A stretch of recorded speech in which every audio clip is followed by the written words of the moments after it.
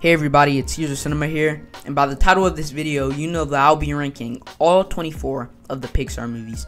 Pixar is one of my favorite movie franchises, as the majority of their films that they have released has entertained me, with some of their movies even being amongst my favorite movies of all time.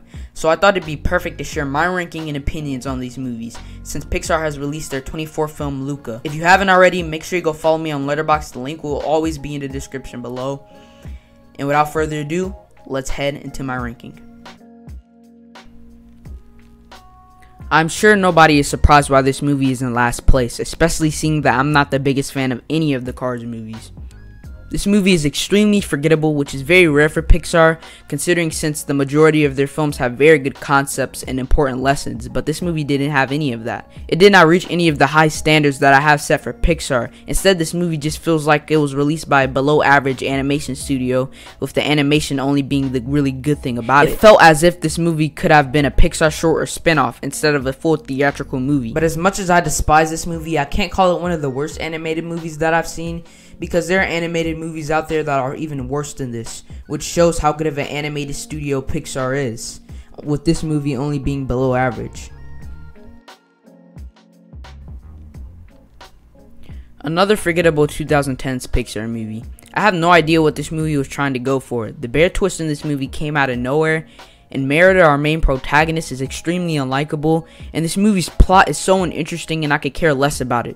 The humor in this movie is not good, there are no intriguing characters, and nothing about this movie made me want to go back or rewatch it, except for having to do this ranking. I will say though, I love the visuals in this film. The warm caramel aesthetic of this film really diverted me, and I think it really fit the tone of this movie. And though this movie may not be Pixar's best, it's definitely one of their most visually appealing. Now we're getting into some of the decent Pixar movies. Yes, I think this movie's painfully mediocre for Pixar standards, but I did enjoy this movie despite the amount of hatred I have for the second movie. I love what they did in this movie, with the plot being very similar to Rocky 3. I thought that was very nice to see. I don't really like that Ramirez raced instead of McQueen, because it felt like all that motivation and training didn't pay off at the end. I really can't say I expected more from this movie, because I'm not a fan of all three of these movies in the trilogy, but nevertheless, I thought the story that they presented in this film was a perfect way to end off the Cars trilogy. I'd be lying if I told you I didn't enjoy this movie just a bit. This is one of Pixar's earlier films and also one of their weaker films. I found most of the characters very forgettable. I didn't find this film very pleasing to look at, as it used a very dull color scheme, which I didn't necessarily have a problem with, considering since it fit the environment that the characters were in. Compared to movies like Toy Story or Monsters Inc., I think this movie has not aged well. If I feel like watching a Pixar movie, this would probably be the last one on my mind. I will say though, I think Hopper, the villain in this movie, was in my opinion one of Pixar's best villains. I absolutely love the climax of this movie. I love the idea and story of this movie and what it was trying to go for. I think this movie shows how adventurous and fun Pixar can be with their films.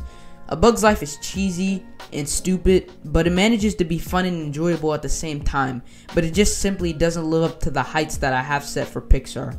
Overall, it's still a pretty decent movie. I hate to put The Good Dinosaur this low on the list because it gets hated on way too much. Yes, this film is a bit cheesy and by no means is it good, but it has a lot of heart and touching moments, and two of the main protagonists are goofy, annoying, and so lively. And it's nice to see how it would have been if humans and dinosaurs coexisted.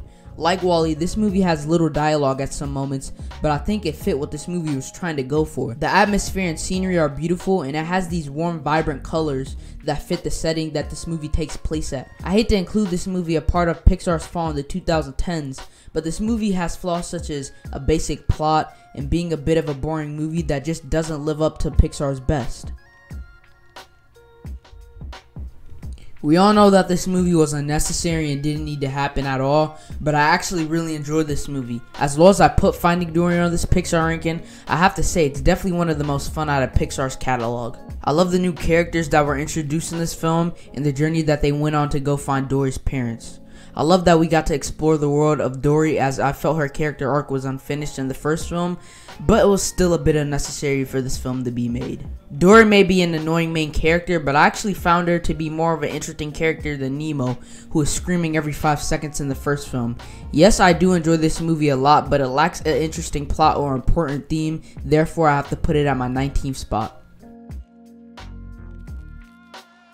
When first watching Onward, I loved everything about it and it was in my top 10 for Pixar, but as time progressed, I started to notice the flaws in this movie.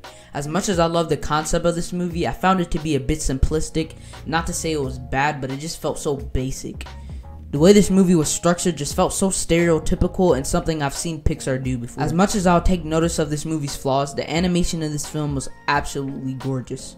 The use of the color purple in this film was excellent and made the world that these characters were in seem so lively. What overshadows this film and why it's so low on my list is because it's not as memorable as some of the other Pixar movies on here. I still think this movie is pretty good and I wouldn't be upset if someone had it in their top 15 or even top 10. I just thought this movie wasn't for me. Yep, another Cars movie. There are some people who absolutely hate this movie and some who really like it. I'm kind of in the middle ground. How Pixar made this movie so entertaining with such a basic plot is just fantastic, and I believe if this film was made by another animation studio, it probably would have been terrible. I love how moderate the setting of this movie is and how it fits so well with the story of cars racing. What holds this movie back is how bland this movie felt to me. Compared to movies like The Incredibles, Coco, or even Toy Story, which have very good concepts and substance, this movie just does not hold my interest as much as the movies I named. Sure, the characters in this film are goofy, fun, and full of personality, but they lack development of any sort, and we really don't get that until the third movie. I think most of the people that have said they've enjoyed this film have only been blinded by nostalgia. Sure, this movie isn't bad by any means, but it just does not reach the ladder that I have set for Pixar, and that is why it's 17th on my list. Now, as low as The Incredibles 2 may be on my list, I thought this was actually a really good sequel to the first movie. I love that we got a different plot and we get to see what the characters of this universe have been up to since the first film. I have to credit this movie with being one of Pixar's funniest films. The jokes landed, I love the new characters that were introduced in this film, I love the villain in this movie, and this movie was just a total blast watching. Though this movie may not be better than the original, I still had lots of fun watching this movie, but it definitely wasn't worth waiting 14 years for. Now here's where the dislikes come in. I'ma just flat out say that I think this movie is extremely overrated. The way this movie starts out is very good, but as the movie progresses, I start to like it less and less for some reason. This movie isn't really all that fun, surprisingly, and that may be a huge shocker to some, especially since that's one of Pixar's strong suits. Nemo is a very annoying and unlikable protagonist, and the plot of this movie isn't really interesting or breathtaking. The visuals aren't really that special, and I just can't see this being one of Pixar's best. I will say I like the ending a bit, and this is definitely a movie that can hold my attention when I'm bored. I just think Pixar has made more interesting and eye-grabbing movies than this. I don't hate this movie, but I just don't agree with the mega praise this movie gets. I didn't really like Soul that much when I watched it for the first time, but as time went on and I rewatched it a couple of times, I started to appreciate the concept and the themes that went around in this movie more. I love the character of Joe Gardner as we see him search for a purpose in life, and I think Pixar delivered with that message very well, which makes him a very relatable character. I actually really like the visuals in this film. Its use of warm and cool colors fits very well in New York City and The Great Before. I love the jazz aspect of this film. I think this movie portrayed that very well. While I did not like how this movie ended off, I can say that it's definitely one of Pixar's most meaningful films that they have released. Soul is one of those animated films that not only kids can enjoy, but adults can too, and I think it definitely deserved Best Animated Feature. LUCA, the newest Pixar film, is surprisingly one of my favorites, and I say surprisingly because people haven't really praised this movie to its core. Now, this movie isn't really in depth or meaningful as some of Pixar's other films, but I've gotta say it's definitely one of the most adventurous and fun. The visuals in this film aren't Pixar's most eye-catching, but the atmosphere is very vibrant as this movie takes place during summer.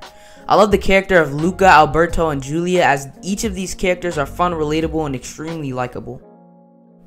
The only problem I have with this movie is that I think we could have gotten more of a backstory from the characters in this film, as I felt something else could have been added to the plot. In the future, this movie may move up or down, but as of now, it stays in the position as my 13th favorite Pixar movie. Now, there are a ton of people that dislike Inside Out, and I can see why, but before I talk about why, I want to talk about why I like this film so much. I think the concept of this film was really good and definitely one of Pixar's more original films that they have released. The themes in this movie are meaningful, thought-provoking, and top-notch, and it's a movie that adults are going to enjoy as much as kids. The setting of this movie was very vibrant, colorful, and made me feel as if I was in a dream state. I would have possibly put this movie higher if I liked the characters, which is this movie's biggest flaw. Joy is a very annoying and kind of selfish character until the end, but she still wasn't really relatable and didn't really have any compelling character traits. And all the other characters were goofy in my opinion, and that's what made me see why some people didn't really like this movie. Overall, still a very good movie though, just not good enough to be put in my top 10. Another unpopular placement here. I love The Incredibles. It's a classic Pixar film that no one can hate on. Not only is it one of their most important films, it's also one of the best animated films out there. I really want to put this film in my top 10 because of how much this movie means to animation and cinema, but I just enjoy Pixar's other work more. Sure, this movie has some great action sequences and thrills you to the core, but I don't have as much fun watching it as some of the movies that are in the top 10. As opposed to something like Monsters Inc. or Toy Story, I think those movies hold more meaning to me and have more engaging stories and environments than The Incredibles. This movie is just kind of inconsequential to me, and I really don't have special feelings for this film since I really didn't grow up watching it. I don't hate The Incredibles at all, but this movie is just not as special to me as some of the movies that are in my top 10. Now, I would put The Incredibles over this movie, but like I said, this movie means more to me, and I view this list as if I had to take 10 Pixar movies with me for the rest of my life and leave the other 14 behind. This is probably the least emotional or meaningful Toy Story movie, but it's immensely entertaining and it's just a total blast. The jokes in this film landed. I love the Roundup Gang plotline, and it flowed well with the development of Woody's character. The animation isn't really spectacular or shocking, as this was only Pixar's third film. I think that this sequel followed up well with the first movie. It did very well with introducing Jesse and all the new characters in this film. I obviously really enjoy this film because I'm a huge Toy Story fan. That should give you an idea what my number one is. But out of all the Toy Story movies, this just felt the least accomplished and little to offer outside of being adventurous and fun. We have another Toy Story movie to talk about. I talked about this movie being kind of unnecessary, but I just love this movie. It feels like a mixture of all Toy Story movies. It's adventurous, it's fun, it has a lot of heart, it's funny, and it's the only movie that has made me cry. Toy Story 4 is probably one of Pixar's most visually stunning, which you probably have heard a lot of people say, but the way this movie mixes colors to represent a moment that's going on in this movie is just really done well. This movie feels like Pixar's passion project and a movie made for the people who love the Toy Story franchise, as the trilogy could have ended off with the third movie. I love that this movie explores the world outside of Andy's or Bonnie's room, and we get to see the perspective of the toys that are lost. This was just the perfect closing to the Toy Story franchise and Woody's character, and it couldn't have been done any better with ending this trilogy. Coco is easily one of the most eye-catching films that I've ever seen. The atmosphere and cinematography make me want to be at the land of the dead, and the color scheme is just absolutely beautiful. Not only is it visually stunning, but it's also one of Pixar's most meaningful and heartwarming films. It explores death in a sense that makes you curious and fascinated. The part where Miguel sings to Coco is really touching and heartwarming. I love the twist of Miguel finding out that Hector is his great-grandfather. I love the story in this film. It is super creative. The characters really resonate with me and are written and voice acted really well, and I think that Coco is a movie that is lively, fun, and it's Pixar at its best. This movie was in my top 5 but moved 2 spots down after I rewatched a bunch of Pixar movies. The beginning montage is, in my opinion, one of the best openings to a film, as it defines this movie as a whole and captures the art of visual storytelling. The story of this movie is really unique and touching, and perhaps maybe this is the most adventurous film other than Toy Story. I love this movie's characters. They're relatable and they fit well together. This movie has a lot of emotions. It's funny, it's sad, it's joyful, it's creative. I think it's Pixar's most lively film. Overall, Up is a wild, exciting movie that makes me happy every time I put it on, and I just love Up. This is probably the last hot take on my list. I don't see why this movie gets hated on so much. Sure, it doesn't come close to the timeless classic that Monsters Inc. is, but it's just a super enjoyable film. We didn't need this film to happen, but that's not really a reason that makes this movie bad. I love the new characters in this film. It was funny as the first movie, and I like that we got to see how Mike and Sully became the iconic duo that we see him as today. The animation and visuals are better than the first. I like the college aspect of it, and sure, this movie doesn't capture the magic of Pixar, but this list is mostly based off whether I enjoyed a movie or not. And this one is one of the most enjoyable out of Pixar's catalog. And yeah, moving on to the top 5. WALL-E is probably the most earthly movie out there. The first 20 minutes of this film have no dialogue and just keeps you invested on what's going to happen next. The environment is beautiful in this film, and it feels like an animated version of 2001: A Space Odyssey. WALL-E has deep themes, and I think this movie can be enjoyed by all ages. At some points, this movie is a little inconsistent, but to me, that doesn't really bring it down a whole lot. WALL-E is a great character in my opinion, and he could be one of my favorite Pixar movie characters. This movie explores a kind of post-apocalyptic type setting, and I just absolutely think Pixar nailed the animation with that. I think this movie delivered in terms of what it was trying to go for, and I think Pixar just killed it with the storytelling in this movie, and it's probably up there for some of Pixar's most visually stunning. The way that Pixar made a movie about a rat cooking means something so important is just so amazing. The concept of this movie really should not have worked, but that's one of the many things that Pixar is good at doing. There are a lot of great themes and messages that go around in this film, such as pursuing your passion and achieving your goals, and that really meant something to me. Characters are very relatable, funny, and I love how they play off of each other. I also think that they're probably my favorite Pixar duo other than Woody and Buzz, as they have goals and help each other out with that. Like I said about Up, Ratatouille is just so full of life and uses cooking to convey that message. I think this movie takes things to the next level with its storytelling, as Brad Bird wrote this along with The Incredibles, which he usually writes very mature themes in his films, and it's crazy how such a simple concept was so full of many different messages that can apply to anyone. Monsters Inc. is a classic Pixar film, and I never grow tired of watching it. You have the dynamic duo between Mike and Sully, which they work perfectly with each other. The concept of this film is second to none, and Randall is actually a pretty solid villain. This movie objectively may not be better than Up, WALL-E, or The Incredibles, but I just see it as a very memorable movie that entertains me to the fullest. The business aspect of this film made the plot more interesting, and in a sense kind of made this movie intense. I love the part where they shaved the guy clean because he only had one mini sock on him. I find that to be incredibly hilarious. And the whole movie just consists of moments that I really love. It's like every scene in this movie I've just found to be perfect. Monsters Inc. is timeless, it's straight up fun, and I absolutely love it. What more can I say? Like I said previously, I love the Toy Story franchise, and that should give you a hint at my number 1 yet again.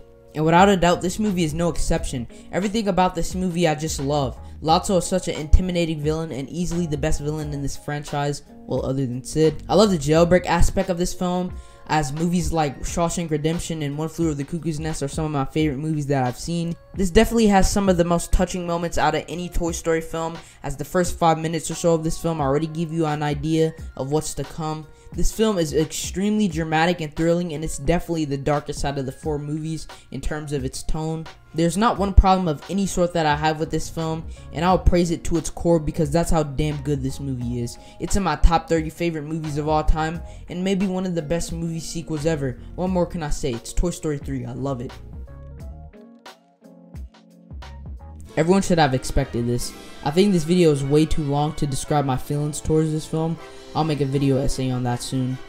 Not only is this my favorite Pixar movie, it's my favorite film ever. You probably know that if you follow me on Letterboxd, so go do that if you haven't. From start to finish, this is a movie that I can never grow tired of. I know this movie line for line, and this movie has been played to me ever since I was a baby. Woody is my favorite movie character. In my opinion, he has the best duo in Pixar alongside Buzz. Every time I go back to this movie, I laugh my ass off at how funny I find Woody's insults. In terms of entertainment, this movie sticks out like a sore thumb amongst all the movies on this list, and I can't get enough of Toy Story. I appreciate the animators at Pixar for making this the first 3D computer-generated animated movie, and by taking a huge risk with that. I think this movie changed cinema in a world of animation, and that is why Toy Story is the king of the hill for all Pixar movies. Yep, that's about it. LUCA came out to be number 13 on this list. If you want to see the full list and don't want to watch this video for some reason, I have it up on Letterboxd. I know I pissed a lot of people off with this list, but share yours in the comments below. I would love to hear yours. There will be new videos on the way, but until then, I'll see y'all next time. Bye. You've got a friend in me. You've got a friend in me.